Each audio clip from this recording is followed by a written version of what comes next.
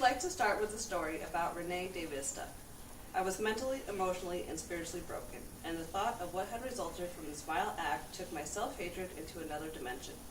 I wanted no memory of that night, would do anything possibly to erase it from the hope that it would somehow erase the sick, disgusting feeling I got every time I looked in the mirror. I realized that in order to maintain what little sanity I had left, I had to terminate the pregnancy. Although some women do use abortions as their own form of birth control, abortions need to remain legal. Women and children who have experienced rape and or incest need to have their constitutional right to do what they want with their own bodies.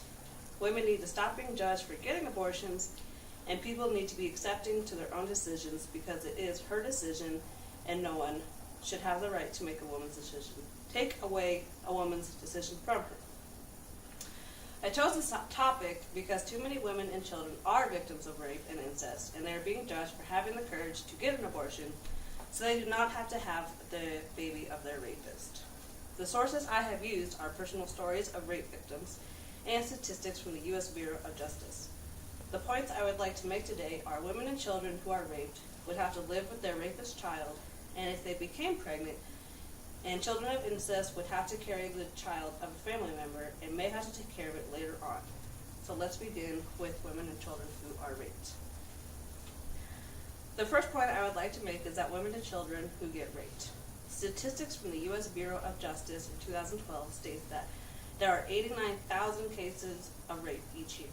The U.S. Bureau of Justice in 2012 also stated that in just 2012 alone, 346,830 women were raped. According to medical reports by the U.S. Bureau of Justice, the incidence of pregnancy for a one-time unprotected sexual intercourse is 5%. By applying the pregnancy rate to 346,830 female survivors, Rating estimates that there were 17,342 pregnancies as a result of rape in 2012. Along with the chance of getting pregnant, it may take a physical, emotional, and social toll on them and affect the children if they were to conceive. It is psychologically detrimental to them, and they may not take care of the child after it is born.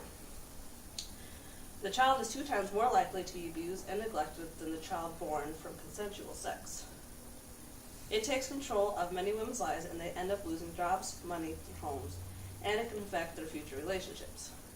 Recollection of Events by Renee De Vista states that 6 months after the rape, I dropped out of college and developed an eating disorder. I collapsed into an alcohol abuse and had abusive relationships. It took me 12 years of trying to kill myself before I could actually verbalize to a trusted counselor what had happened to me. I spent the next 8 years trying to reverse the damage that was done. We have talked about the effect it has on women and how it would affect the children. Now let's consider the cases of incest. Children and teenagers who have been victims of incest and became pregnant need to have the right to get an abortion. The U.S. Bureau of Justice in 2012 reports that 15% of sexual assault and rape victims are under the age of 12. 29% are between the ages of 12 and 17, and 44% are under the age of 18. In 1995 alone, Child Protective Services identified 126,000 children who were victims of sexual abuse. 30% of these children were between the ages of 4 and 7, and 75% of these were female. Criminalization of abortions could affect the lives of these children and teenagers. They would have to care for their children and somehow manage to pay to take care of the child.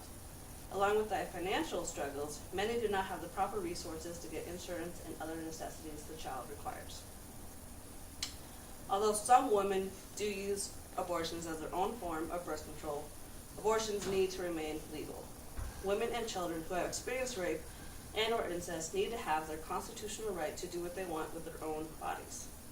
Women and children who are victims of rape or incest must maintain the right to have an abortion because it is physically, psychologically, and socially detrimental to these women and children. And according to oneinfor.org, in the United States, 1.3 women are raped every minute.